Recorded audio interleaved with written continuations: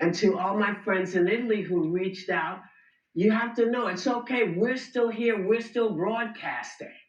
And when the news broke last week about Jimmy Kimmel's suspension, we took a breath to see if Jimmy was going to say anything about it first. We did the same thing with Stephen Colbert. Then our show was on tape on Friday. But we are live here today, and we're getting into it now. Okay? So to be clear, you cannot like a show. Now, I want to make sure I got this right. To be clear, you cannot like a show and it can go off the air. Mm-hmm. Someone can say something they shouldn't and get taken off the air, but the government cannot apply pressure to force someone to be silenced.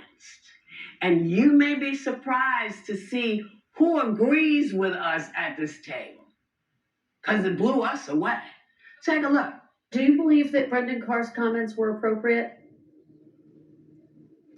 Absolutely inappropriate. The government's got no business in it, and the FCC was wrong to weigh in, and I'll fight any attempt by the government to get involved with speech. I will fight. We are quickly turning into a banana republic. The President of the United States is now employing the full power of the federal government, the FCC, the Department of Justice, in order to punish, lock up, take down off the air all of his political enemies. I think what Brendan Carr has done at the FCC is illegal and unconstitutional. He says, we could do this the easy way, or we could do this the hard way.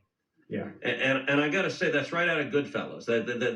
That's right out of a mafioso coming into a bar going, nice bar you have here. It'd be a shame if something happened to it. I like Brendan Carr, but we should not be in this business. We should denounce it.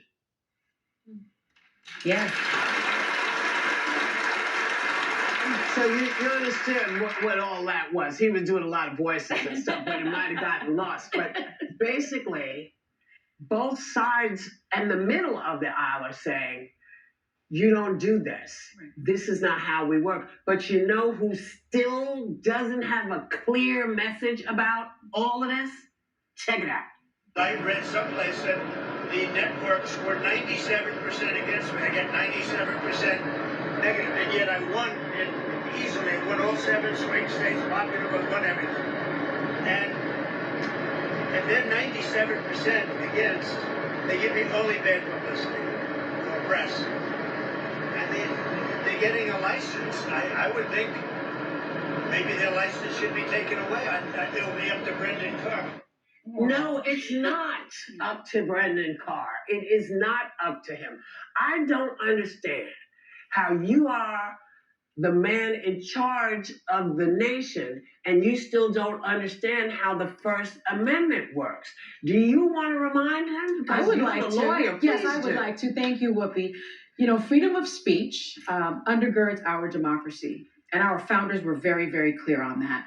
Our founders drafted the First Amendment specifically to protect the rights of citizens to criticize the government. Thomas Jefferson, in particular, said the citizens must be able to criticize public officials because, quote, they will try to impose their own opinions and modes of thinking on others, end quote.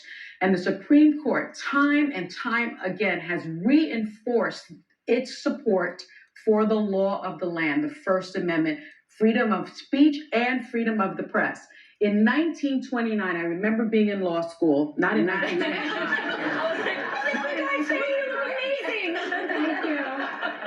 I remember being in law school in 1991, and my constitutional law professor said that in 1929, Justice Oliver Wendell Holmes, one of the greats, said that we must protect the freedom to express the thought we hate. Yes. Think about that. We must protect the freedom to express the thought we hate. Yes. And so Justice Sotomayor said last week that every time I listen to a lawyer-trained representative saying we should criminalize free speech in some way, I think to myself, that law school failed. Well, my law school, Notre Dame, didn't fail. I know very well what the freedom of speech means. I know all of you know very much what the freedom of speech means. And the President of the United States should know what freedom of speech means. Well, listen, for me, I want to start by thanking our loyal viewers for demanding truth and courage from us. We deserve it. You deserve it, and we will give it to you. And here's Because the you part. have for 30, almost 30. The part that I don't understand that is so ironic to me is how the horrible, senseless assassination of Charlie Kirk, a man I disagreed with, but who stood for debate, who stood for freedom of speech, is being